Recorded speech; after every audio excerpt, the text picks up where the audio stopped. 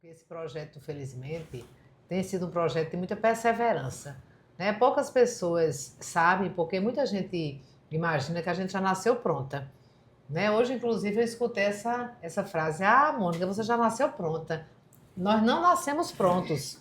Ninguém nasce pronto.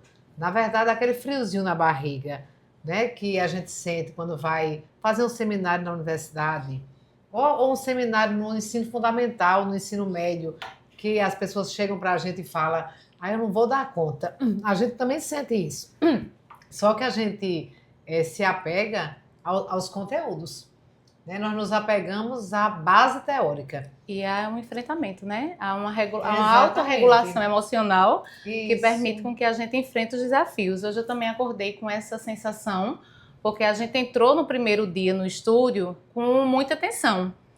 Mas a gente vai se adaptando, e das últimas vezes que a gente foi no Cast Arretado, que foi quem nos abriu a porta, os estúdios Arretado, a gente já estava muito em casa, já estava muito à vontade, já era uma coisa muito rotineira, porque eu acho muito bacana essa capacidade do ser humano de se adaptar. Esses dias eu estava numa sessão com a paciente e ela voltando ao trabalho pós a maternidade, o nascimento do primeiro filho. E ela umas 4 sessões, né, um mês assim, com muita dificuldade de adaptação ao trabalho, à volta, de adaptação a berçário. E aí passou umas 4 semanas, aquilo não era nem mais pauta de sessão.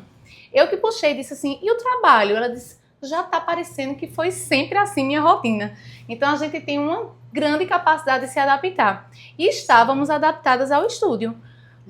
Quando foi hoje, eu disse: ai, que invenção, já estava tudo tão confortável, né? Mas eu me lembrei de uma frase que eu acho muito bacana, que diz assim: mudar é difícil, mas ai de mim permanecer no mesmo lugar, né? Sem dúvidas. O fato é que nós iniciamos, o Felizmente, de uma forma assim, muito ousada. E é um pouco sobre isso que a gente quer começar a falar. No dia 17 de março de 2020, nós estávamos conversando e a gente disse: puxa, porque isso foi uma dúvida que pairou no mundo inteiro.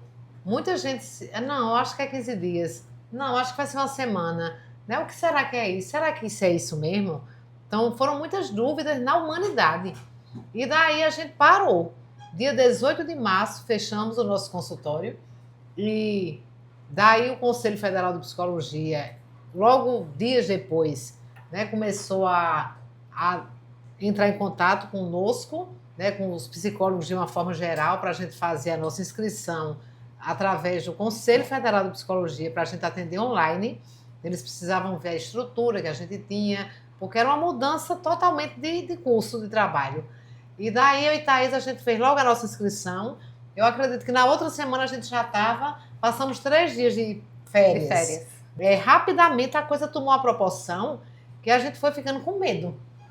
E daí o mundo inteiro estava com medo. Eu me lembro que logo no início eu saí de casa, a gente se trancou, né? Eu chamo de Arca de Noé.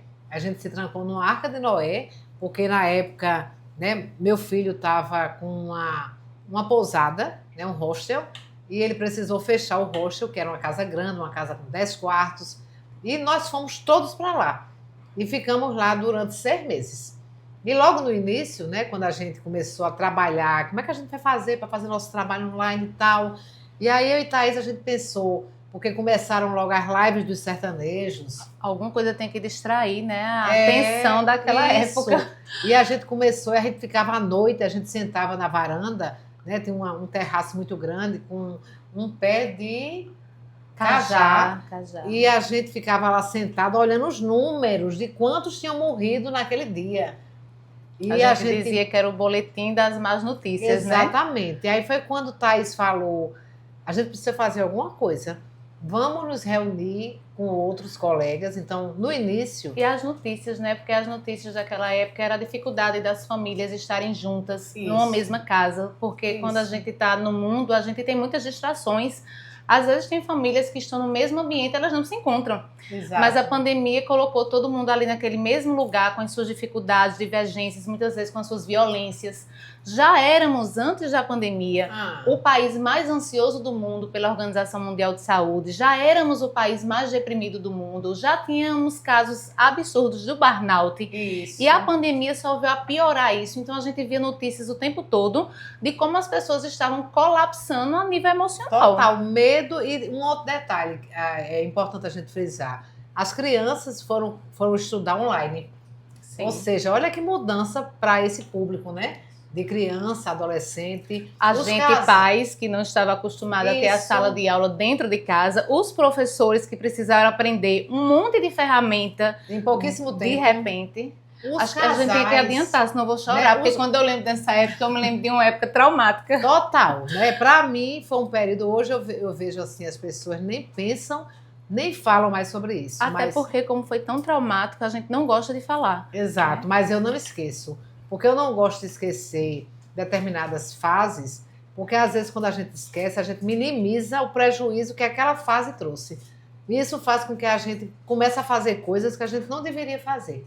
Resgate alguns funcionamentos até ruins, né? Porque uma das coisas que a gente dizia muito naquela época é que muita coisa tinha mudado e que bom que essas coisas que mudaram permanecessem. Exatamente. Né? Que a gente valorizasse mais as famílias, os amigos, o Isso. estar junto, o estar presente. Nossa, eu estava trabalhando tanto, agora eu tenho tempo para as pessoas. Isso. E às vezes quando a gente realmente se distancia, a gente volta ao mais do mesmo ruim. Exatamente. Mas é aí, né, voltando à história do Felizmente, nós nos juntamos com mais dois, nós estávamos juntas no mesmo ambiente. Inclusive a gente fazia as lives na verdade ainda não era Felizmente. As lives iniciais a gente fazia nós duas no mesmo Assim, lugar. bem coladinha. Tinha até quem chamasse as irmãs siamesas. E éramos eu e Thaís, Angélica e Vitor. Então foram os primeiros a trabalhar conosco o embriãozinho do que hoje é, felizmente, psicologia. E a coisa deu certo. Então eram lives semanais. A gente organizava a estrutura, com tudo muito improvisado. Né? Tudo sem iluminação, mas a gente fazia o melhor com aquela ferramenta que a gente tinha. E isso foi muito bom porque as pessoas começaram a dar respostas. Respostas positivas. Puxa, como é importante ouvir vocês. Puxa, aquele tema daquela semana. E a coisa foi indo, até que o mundo voltou. Né? E de toda forma, a gente foi percebendo que nós, né, eu tenho 20 anos de formada, e eu fico muito orgulhosa da minha trajetória. Eu digo muito assim, eu tenho 20 anos de formada, porque são 20 anos de uma construção, de uma jornada, de muito estudo, de muita formação, de muitos livros. Eu hoje olho para trás e digo assim, eu devia ter contabilizado a quantidade de livros que eu já li. Porque assim, é uma trajetória de muito empenho. E aí a gente começou a ver que no consultório, nosso público é muito pequeno, porque a gente só consegue atender um público muito pequeno, mas a gente tem um conhecimento do qual as pessoas necessitam muito.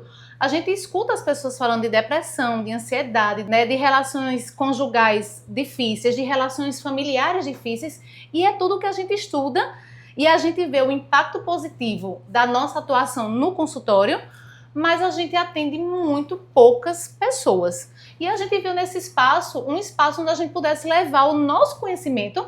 Tá aí, olha, o que a gente estuda, tá aí o que a gente conhece, tá aí as dores que a gente vê no consultório, que são as dores de todos, né? Sim. Porque problemas familiares, problemas de maternidade, problemas financeiros, né? Aí a gente vê a sociedade da desatenção, a sociedade da dependência tecnológica. Então a gente vive a estudar tudo isso, a gente tem um conhecimento e a gente vai levar para meia dúzia de pessoas? Não. Vamos criar um espaço, vamos evoluir o trabalho que a gente vem fazendo de maneira informal com as lives, né, da pandemia, para que a gente possa alcançar um número maior de pessoas que possa vir se beneficiar com o nosso conhecimento. Eu vejo isso como uma grande responsabilidade social. Sim. Porque quando a gente estuda a ciência da felicidade ela começou a estudar a pessoa, né?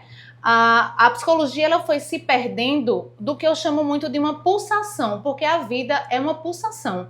É abrir, é fechar, é inspirar, é expirar, é dia, é noite. Então o ser humano ele é muito capaz de viver dores, mas ele também precisa ver alegrias. Ele precisa viver os dois lados. Isso. E a psicologia ela tinha se empreendido muito a estudar só dores. Depressão, ansiedade, transtorno de personalidade, transtornos psicóticos. E o Martin Seligman, que é o criador da ciência da felicidade, ele disse, mas cadê a potencialidade humana? Cadê assim, os recursos que o ser humano tem? Cadê as pessoas felizes fazem o quê? O que é que elas fazem? O que é que elas comem? Como é que elas vivem? E ele passou a estudar isso, porque trouxe pra gente essa pulsação. Eu posso sofrer, eu tenho muita capacidade de sofrer, mas se eu tiver alegrias, se eu tiver esperança, se eu tiver esse lado positivo, eu consigo encontrar realmente a pulsação da vida. Então, a ciência da felicidade, ela traz isso. Vamos pulsar dos dois lados, né? Alegria, tristeza, mágoa, arrependimento, cura e livramentos. A gente precisa dessa pulsação.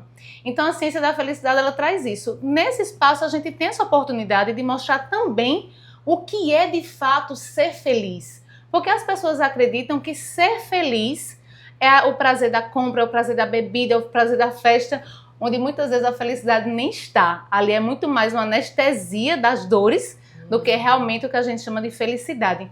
Então a psicologia, ela voltou a estudar esse movimento que pulsa. E a gente achou nesse espaço um espaço onde a gente pudesse ensinar também essa pulsação, né? Existem as dores, mas também existem as graças. Sem dúvidas. Né?